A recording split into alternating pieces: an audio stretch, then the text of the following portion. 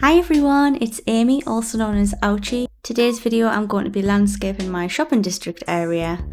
Just a super quick PSA before I start this video. I want to let everyone on YouTube know that I'm also currently streaming on Twitch. I'm currently streaming Animal Crossing along with plenty of other games, so if that's something you're interested in, I will leave a link in the description downstairs. I'm really close to reaching affiliate, so if you have time, that'll be super appreciated. Just wanted to add this in because I don't think I've mentioned it on my YouTube so far, so thank you for your time and on to the video. So going into this area, I can't really say I had any idea what I wanted it to look like. When I landscape, it tends to be extremely random and I'll just try a load of different things, so I ended up chopping a lot out of this. I'd gone forward and started and then thought, oh no, I don't actually like this, and then immediately changed. First I started with adding a little piece of land in the middle. I thought this would act as kind of like a visual separator between the two stores. So the way I end up doing the paths, it kind of narrows towards the middle of the stores, so they have their own separate sides of the shopping district.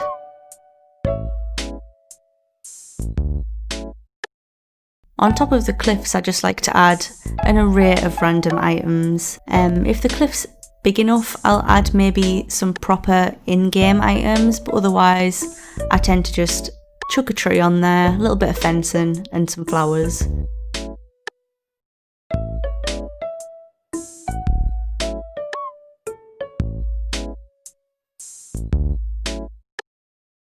So I recently discovered this brick pattern design that I'm using here.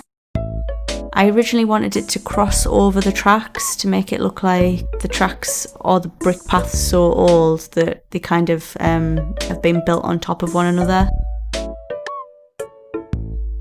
My plan originally to put the path down in the little corner where the beach starts was so I could start to landscape the beach area from this, so it would fade down onto it, but I'm still not sure how I want my beach to look, so we'll see about that.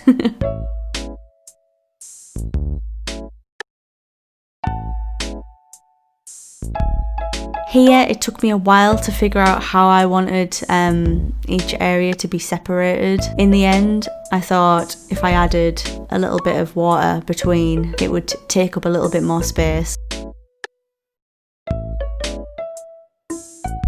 I also found one of the autumn DIYs as I was filming this, as you'll see. I think so far every DIY I've got for autumn I've got while I've either been streaming or while I've been recording, which is super weird, so maybe that's my motivation to record some more.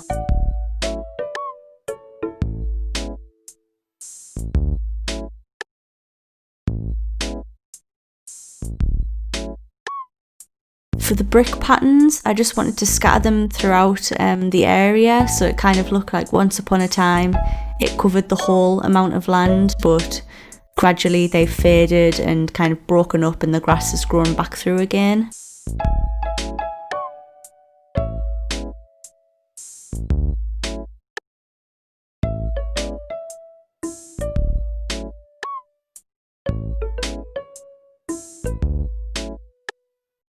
This tree here, I wasn't sure if it would let me plant with it being so close to the cliff and also the beach. When I'm landscaping, I tend to keep some fruit on me so I can go and dig up a random tree further up the island and test it out to see if it's able to be planted in these spots.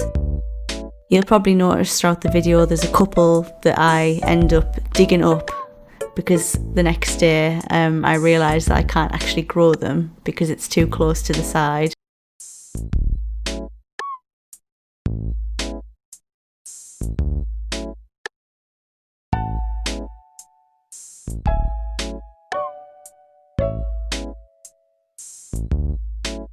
So here I am collecting a fully grown tree that I planted the other day just randomly because I got a sapling out of the recycling box, I think. I ended up changing where it was planted to be on the tracks, so the little area behind the cliff I added is like an extra overgrown spot of the tracks.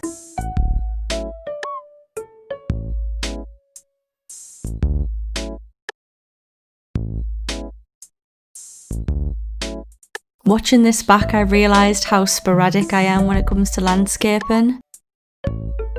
I tend to pick a design on my little path tool and run around and just plonk it in a load of different places, and then I'll get distracted and start doing something else.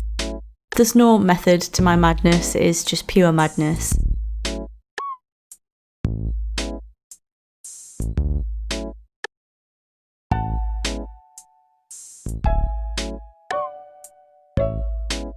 With the flowers too, I found it to be a lot easier to keep a stock of flowers that were fully grown somewhere on the island if you've got the space. That way, when you plant them, you can get a view of how it'll look after it's fully grown, because it is fully grown. And you don't have to wait any amount of time.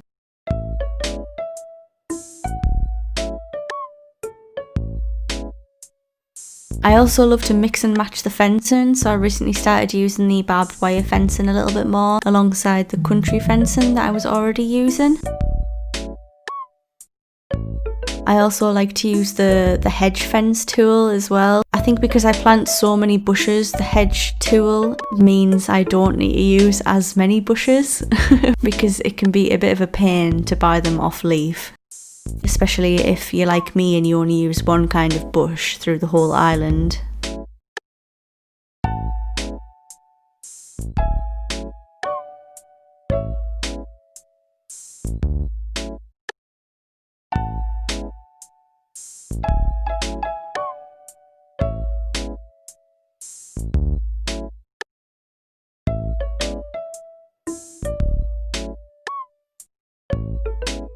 So over here, I started on Able Sister's little sauna area outdoors.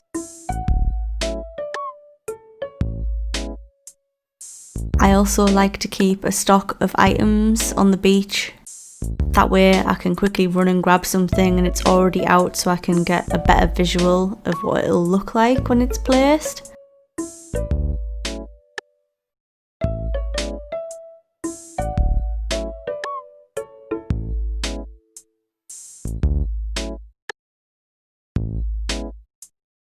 Here I just wanted to check that I could still read the sign if the bonsai shelf was in the way of nooks. I can.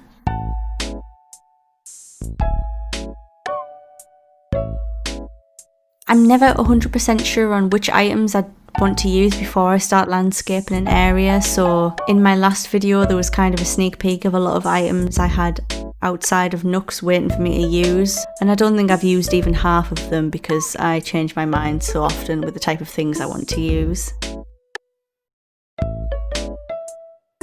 Next to nooks I just added a little packing station with the cardboard boxes. I love these items, I think they look so cool. I also like to spread around the dirt paths underneath random flowers.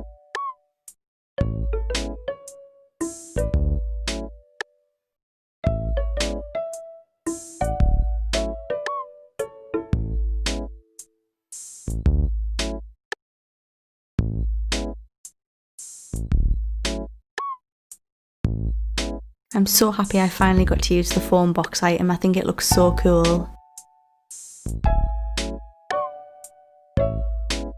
The cookie cart item I had a bit of a nightmare with, I couldn't decide where I wanted to put it. Later on there is a spot I eventually settle on. I really wanted to put it outside of nooks, but no matter where I put it I just couldn't make it work.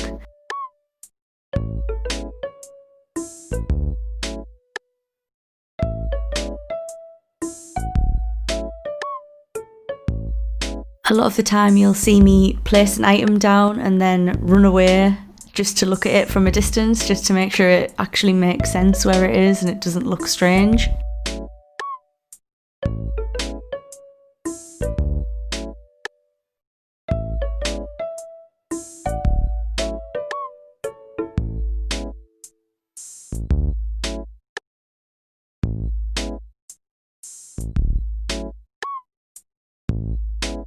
So up the top half of the shopping district, I had no idea what to put here either, so I just kind of winged it when it came to this spot.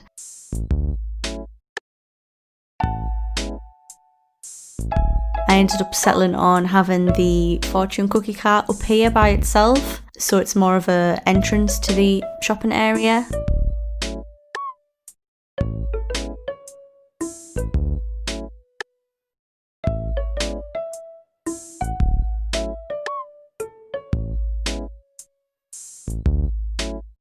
This is where using random items really came into it, since I decided I was going to use the fishing rod stand next to the waterfall.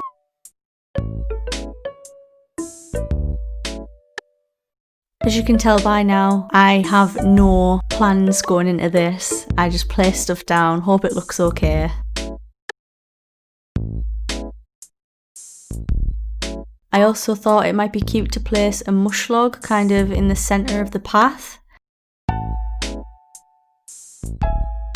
I also like to add weeds, especially close to the waterfront. I tend to make sure those are the ones that are fully grown first before I start focusing on other areas. I think so far this area of my island has probably got the least weeds out of anywhere else, and it looks very strange and I don't know if I like it yet.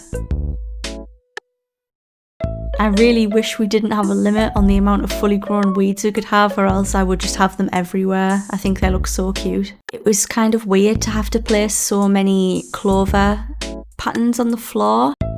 Because the grass is changing so fast, the clovers have kind of gone a completely different colour now, so it looks a tiny bit strange, so I'm kind of thinking I might swap those out for some other designs. But only time will tell.